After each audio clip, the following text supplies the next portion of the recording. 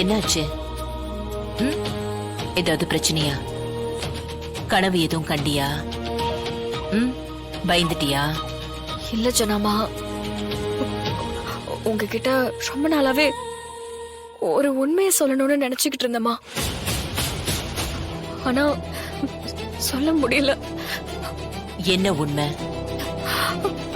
ஜனமா, அது வந்து என்கிட்ட சொல்றதுக்கு என்ன பயம்? இல்லம்மா, நான் சொன்னா நீங்க என்ன வெறுத்து ஒதுக்கிடுவீங்களோன்னு பயமா இருக்கு ஜனமா. இந்த உசுறு இருக்கிற வரைக்கும் நீ இல்லாம வாழ முடியாது தமிழ். என் புள்ள எந்த அளவுக்கு முக்கியமோ அதே அளவுக்கு நீயும் எனக்கு முக்கியம்தான். நான் உன்னை எந்த காலத்திலையும் விட்டு தரவே மாட்டேன். சொல்லு, என்ன விஷயம்?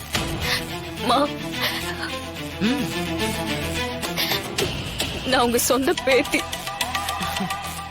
ஆமா, நீ என் பேத்தி தான். நான் அப்படித்தானே எல்லார்கிட்டயும் சொல்லிட்டு இருக்கேன். இத சொல்றதுக்கு தான் அத்த ராத்திரியில எழுந்து வந்தியா? போ, போய் தூங்கு. இல்லம்மா, நான் உங்க பொண்ணோட பொண்ணு.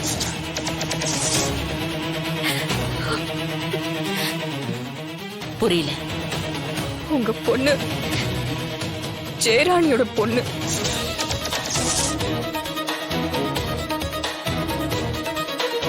தமிழ், விளையாடாத. விளையாட்டுக்கு கூட அப்படி சொல்லாத. இப்ப எதுக்கு அந்த ஜெயராணியோட பேச்சு எடுக்கிற? மா, நிஜமாவே நான்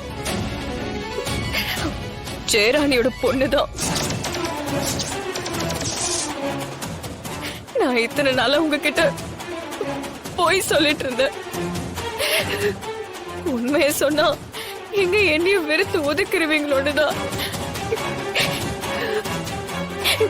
சொல்லல. ஜனமா, உங்க மேல சத்தியமா நான் ஜெயராணியோட பொண்ணுதான்.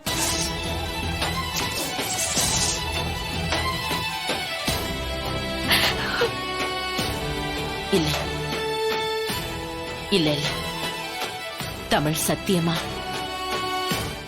உட்காருங்க. என்ன விஷயம்? கல்யாண வேலையை பத்தி பேசலான்னு தான்.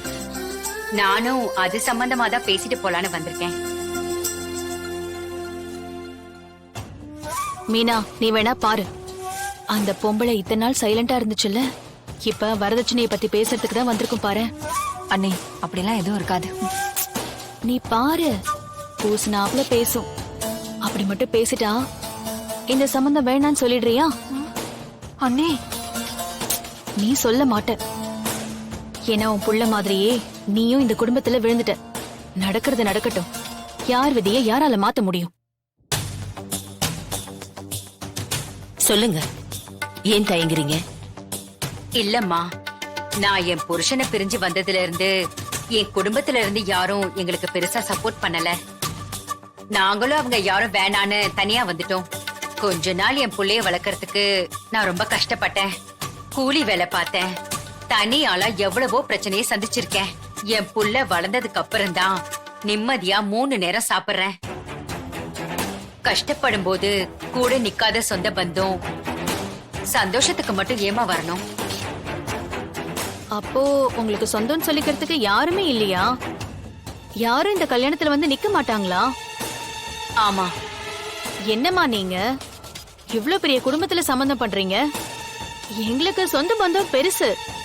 அவங்க அத்தனை பேர் வந்து நின்னு மாப்பிள்ளை வீடு யார் என்னன்னு விசாரிச்சா நாங்க என்ன பதில் சொல்றது? உங்களை மட்டும் கைய காட்டுறதா? தப்பா எடுத்துக்காதீங்கம்மா. எங்க நிலைமைய நான் முன்னாடியே சொல்லிடுறது நல்லதுதான். உங்ககிட்ட இத பத்தி பேசுறதுக்கு தான் வந்தேன். எங்க சைட்ல இருந்து எங்க குடும்பத்துக்கு வேண்டப்பட்ட அக்கம் பக்கத்துல இருந்து கொஞ்சம் பேர் வருவாங்க. அதோட பிரபுவோட ஃப்ரெண்ட்ஸ் கொஞ்சம் பேர் வருவாங்க. மொத்தமே ஒரு 20 பேர்ல இருந்து 25 பேர் தான் வருவாங்க. அதான் எங்களோட கெப்பாசிட்டி. நீங்க இத தப்பா நினைச்சுக்க கூடாது.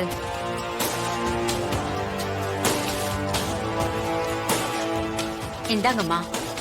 ஆ, என்னது இது? ஆ, இதுல கொஞ்சம் பணம் இருக்குமா? எதுக்கு? பிரபு கல்யாணத்துக்கு நான் சிறுக சிறுக சேர்த்து வச்சது, அப்புறம் சீட்டு போட்டது எல்லாம் சேர்த்து 5 லட்சம் ரூபாய் இருக்குமா? நீங்க கிராண்டா கல்யாணம் பண்ணுவீங்க, இருந்தாலும் நாங்க வெறும் கைய வீசிட்டு வந்து நிக்க முடியாதுல்லம்மா.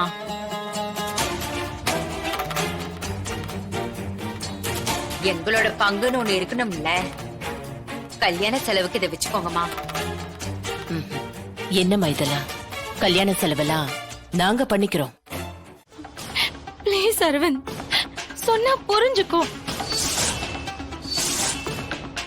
இதெல்லாம் செட் ஆகாது. ஏன் இப்படி சொல்ற? நான் வேணா ஆன்ட்டி கிட்ட பேசுறேன். வேண்டாம். என் குடும்பம் இப்ப இருக்கிற நிலைமையில நான் இதெல்லாம் பண்றேன்னு தெரிஞ்சாலே எங்க அம்மா உடைஞ்சு போயிடுவாங்க. இப்போதைக்கு என்னால கல்யாணத்தை பத்தி எல்லாம் யோசிக்க கூட முடியாது. எனக்கு இன்னும் கொஞ்சம் டைம் வேணும். சொன்னா புரிஞ்சுக்கோ அரவிந்த், ப்ளீஸ். இல்ல, உனக்கு கல்யாணம் பண்ணியே தீரணும்னா நீ என்ன பிரேக்கப் பண்ணிட்டு வேற யாரையாவது கூட கல்யாணம் பண்ணிக்கோ. எனக்கு எந்த பிரச்சனையும் இல்ல.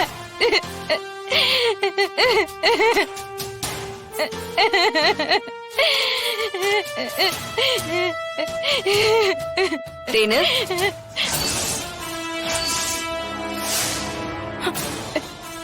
அக்கா,